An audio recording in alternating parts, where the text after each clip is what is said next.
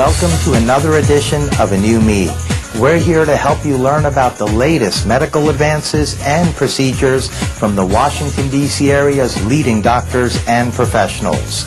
Our guest experts provide you with the real information necessary to help you eliminate the dangers of making the wrong medical and cosmetic enhancement decisions. Get ready for your consultation.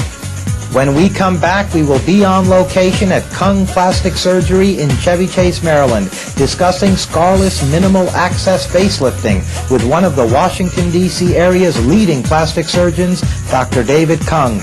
Dr. Kung is board certified and has been inducted into Who's Who in Medicine and Healthcare, as well as Who's Who in America. He is also the author of a new book entitled A New Face, The Art of Facial Enhancement. Welcome back to A New Me. We are on location here at Kung Plastic Surgery in Chevy Chase, Maryland, with one of this area's leading plastic surgeons, Dr. David Kung. Welcome, Dr. Kung. Thank you for having me. Let me first begin by asking you, what exactly is Scarless minimal access facelifting? Minimal access facelifting procedures basically came out of a desire from the public to have long-lasting facelifting results, but with minimal recovery. Now, how is this different than a regular facelift? For the patient who's looking for maybe something that doesn't require as much downtime, that doesn't require as much recovery, or with a little bit less pain, or maybe even done in an office setting, minimal access facelifting may be what they're looking for. And what would you say are the advantages of this procedure? Generally speaking, the advantages of the minimal access facelifting procedures are that, number one, it can be done in an office setting. Number two, it can be done under local anesthesia. Number three, in the case of suture suspension techniques, it is probably one of the few procedures we have in plastic surgery that is completely reversible. If you don't like the result, you can get the sutures removed, and in most instances, you're back to where you were before.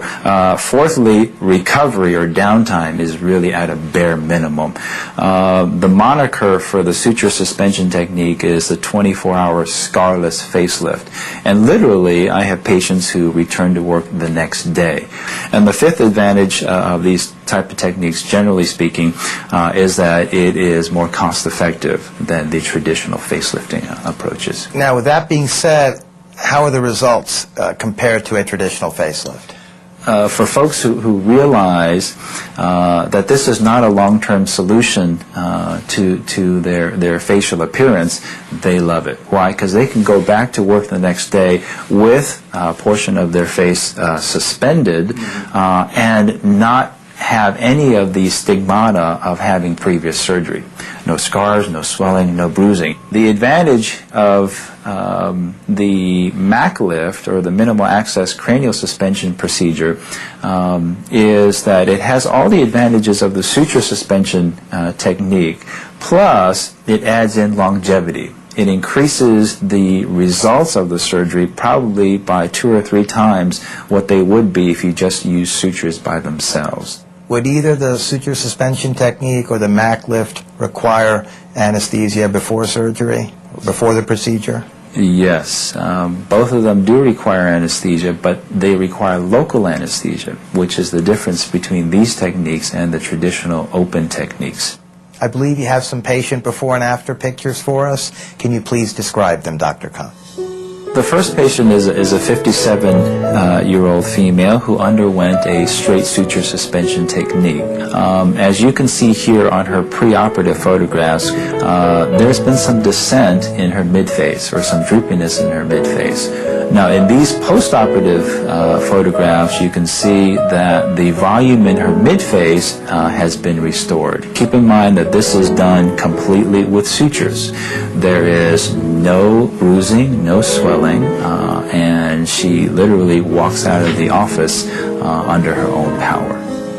We're now going to meet Peggy, who recently received the Scarless minimal access facelift. Welcome, Peggy, to A New Me.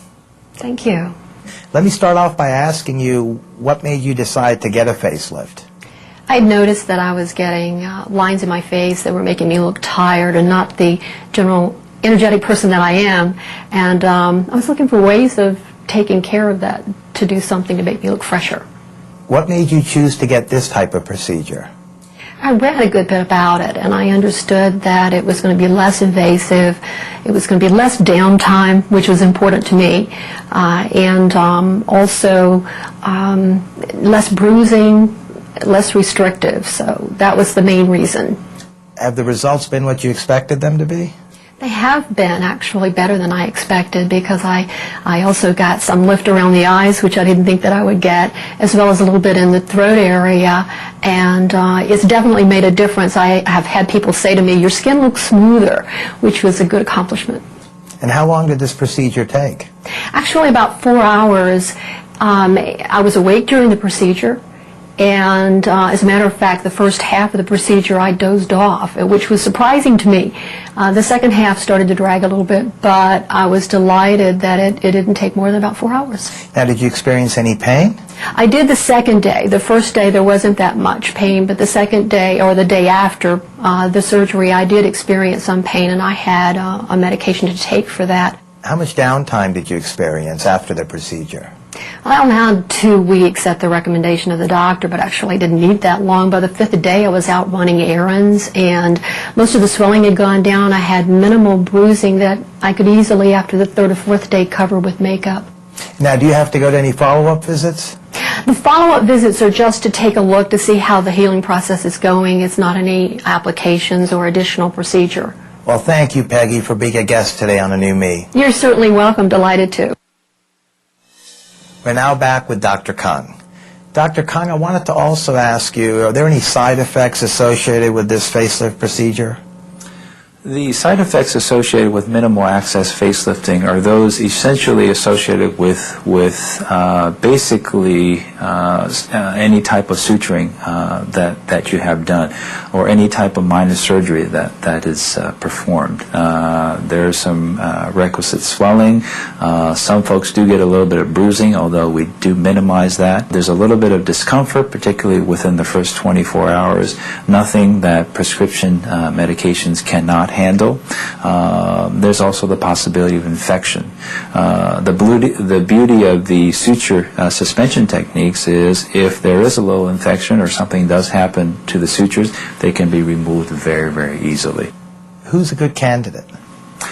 Well, those that are a good candidate for minimal access cranial suspension or less invasive facelifting are those who do not have a lot of skin excess, who's starting to show the signs of aging. Those are nice candidates for this type of surgery because you can get those tissues suspended very, very nicely without taking apart all the tissue planes. And typically, on average, how long would you say the minimal access facelifting procedure takes? On average, about 3 to 4 hours. Keep in mind that we do the majority of our MAC lifting in an office setting under local anesthesia. So we spend a lot of time to make sure our patients are comfortable. Why? Because they're awake for the whole procedure. And the typical recovery time, you had mentioned earlier, days or up to a week on average? On average, about 7 to 10 days. How many follow-up visits are usually necessary? I usually will see my patients once a week for the first month after their surgery, and then monthly after that, and then biannually, and then annually after that. Lastly, can you please tell us what we should be watchful of, wary of regarding facelift options? I would encourage everyone who is listening or watching this broadcast to keep in mind 2 things. Number one, any procedure that will last or stand the test of time is a procedure that's to be looked at. Be careful of a lot of the things that are sounding too good to be true, because sometimes they can be. The second thing I would advise our viewers is, as much as possible, make sure that your surgeon has been trained or is qualified to do the procedures that he's about to do. I would strongly suggest that any surgeon boarded by the American Board of Plastic Surgery has attained an adequate level of achievement and of training and of background to be able to do safe surgery. And that's one thing I'd like our viewers to keep in mind. That's very true. That's definitely something we cannot emphasize enough. On that note, I want to thank you, Dr. Kung, for being a guest today on A New Me. Thank you very much for having me.